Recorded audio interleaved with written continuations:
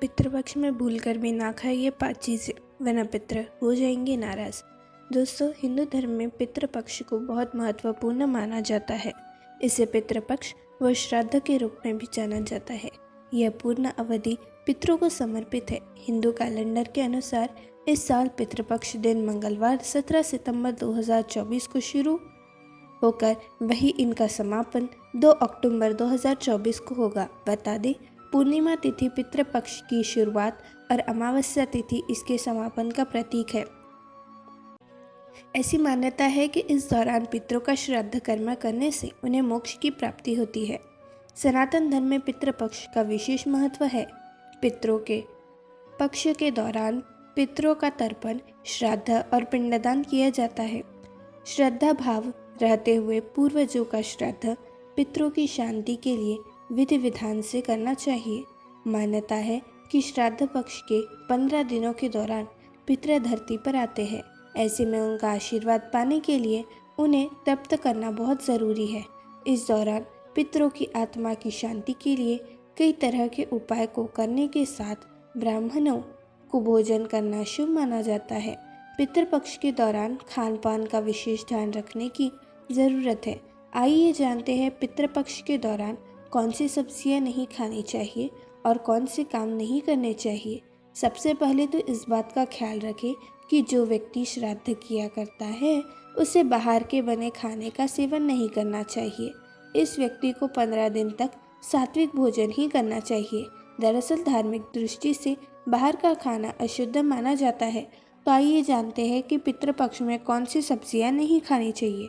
लेकिन उससे पहले अगर आप भी चाहते हैं कि लक्ष्मी माता का आशीर्वाद आप पर बना रहे तो इस वीडियो को एक लाइक करें और चैनल को सब्सक्राइब कर लें और कमेंट बॉक्स में जय लक्ष्मी माता ज़रूर लिखें। तो चलिए जानते हैं पितृपक्ष में इन चीज़ों का भूल कर भी न करें सेवन। पहला, मसूर की दाल। पितृपक्ष में मसूर की दाल का सेवन नहीं करना चाहिए। दरअसल ऐसा करना अशुभ माना जाता है। ज्योतिष शास्त्र में मसूर दाल का संबंध मंगल से माना जाता है और मंगल क्रोध का कारक है। इसलिए मसूर दाल का सेवन पितृपक्ष में मना किया गया है।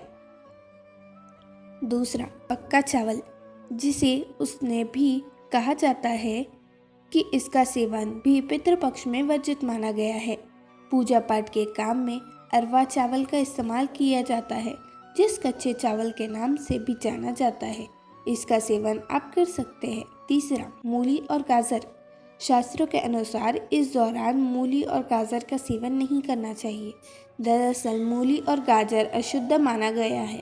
पूजा पाठ में इसका इस्तेमाल भी वर्जित है। दरअसल इन सब्जियों का संबंध राहु से होता है। चौथा, अरबी। शास्त्रों में अरबी का सेवन भी पितृपक्ष में वर्जित माना गया है। इसलिए इस दौरान अरबी और करेला को सेवन भूल कर भी न करें, वरना आपके पितर आपसे नाराज हो सकते हैं। पांचवा, दूध। पितृपक्ष में दूध का सेवन भी नहीं करना चाहिए। हालांकि आप जिस दिन पितरों की तिथि है उस दिन उनके नाम की खीर बना सकते हैं। दरअसल खीर को पितृदोष के भोजन माना गया है, इसलिए खीर का सेवन आप कर सकते हैं। छठवां, लोहे के बर्तन। भूल कर भी पितृपक्ष के दौरान किचन में लोहे के बर्तन का इस्तेमाल भूल कर भी नहीं करना चाहिए। इस दौरान लोहे के बर्तन में खाना नहीं बनाना चाहिए। धार्मिक मान्यता के अनुसार पितृपक्ष में लोहे के बर्तन में खाना बनाने से पितृ नाराज हो जाते हैं। दरअसल पितृपक्ष के दौरान पितृ लोहे के बर्तन में खाना बनाने से तृप्त नहीं हो पाते हैं।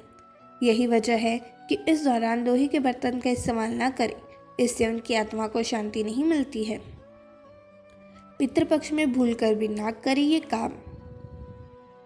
पहला, श्राद्ध के दौरान तर्पण के लिए काले तिल का प्रयोग किया जाता है।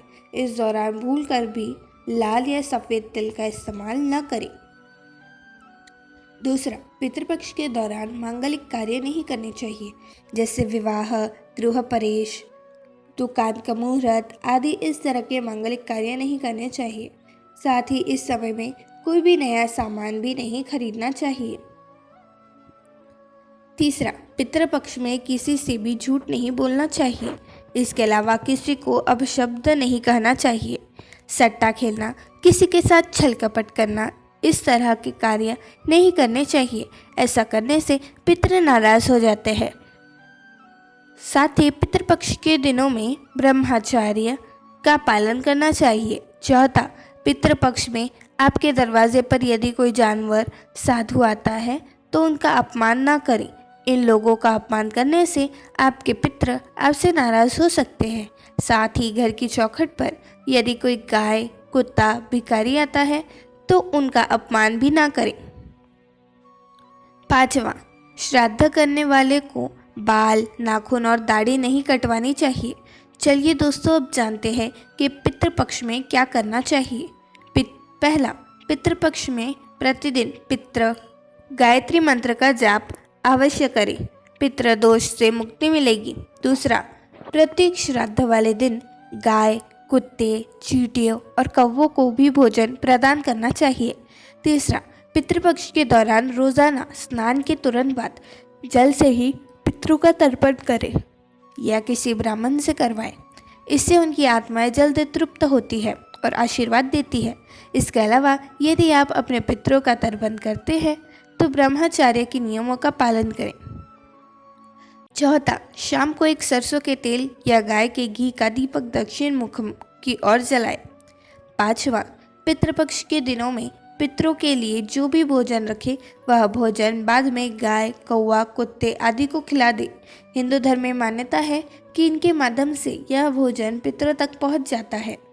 छठवां, प्रत्येक श्राद्ध वाले दिन यथाशक्ति ब्राह्मणों या गरीबों को भोजन कराएं और यथाचित दक्षिणा लेकर आशीर्वाद ले। सातवां, पितृपक्ष में पितरों को अनुकूलता पाने हेतु श्रीमद्भागवत महापुराण का मूल पाठ तथा श्रीमद्भगवत गीता का पाठ करें। आठवां, पितृपक्ष में पितरों की कृपा पाने के लिए ब्रह्मा गायत्री मंत्र का भी जप अनुष्ठान करें। नौवां, प्रतिदिन पितृ सूक्त के पितृ गायत्री का संपुट लगा करके अधिक से अधिक पाठ करें या करवाएं। वैसे 11,000 पाठ में अनुष्ठान की पूर्णता होती है। 10वां, यदि कोई शादीशुदा व्यक्ति श्राद्ध कर रहा है तो उसके साथ उसकी पत्नी का होना भी ज़रूरी है। धन्यवाद।